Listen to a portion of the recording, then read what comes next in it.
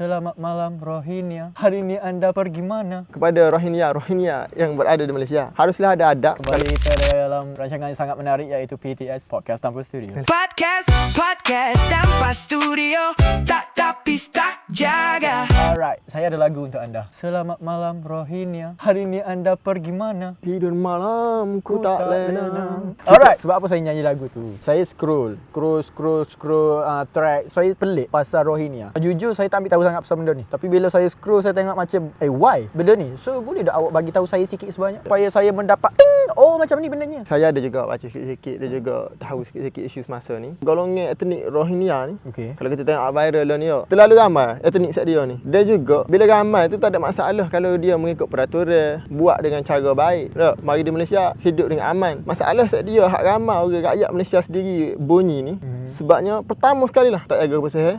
Biadab. Dia juga dia rasa tanah ni tanah air dia. Kewarganegaraan. Tak adalah dapat warga negara, cuma dia rasa dia negara rasa dia ni warga negara sini. Kita bukan nak kutuk kepada Rohingya yang berada di Malaysia. Haruslah ada adab kalau mari di negara orang. Dan juga jangan buat besar kepala lah. Setuju. Mungkin di tempat awak dulu buat siapa merata. Bila masuk Malaysia jangan buat benda gitu. Buat hamlah lah. Jangan buat hamlah.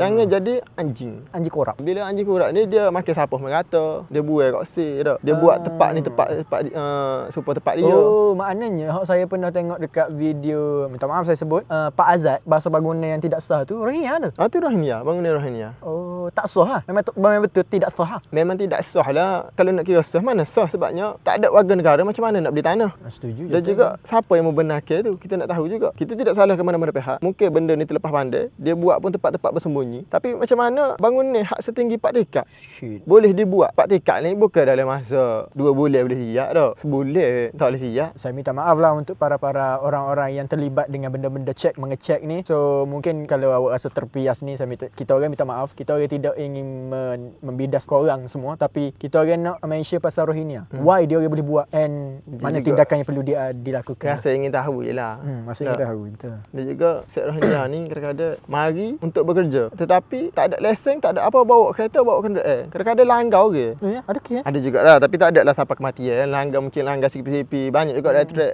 tunjuk Rohingya ni langgar kereta orang, ada cala-cala kereta orang bila bawa motor kereta tu. Dah, bila tanya lesen tak ada. Macam mana kita nak tulis? Podcast tanpa studio, tak tapi tak jaga.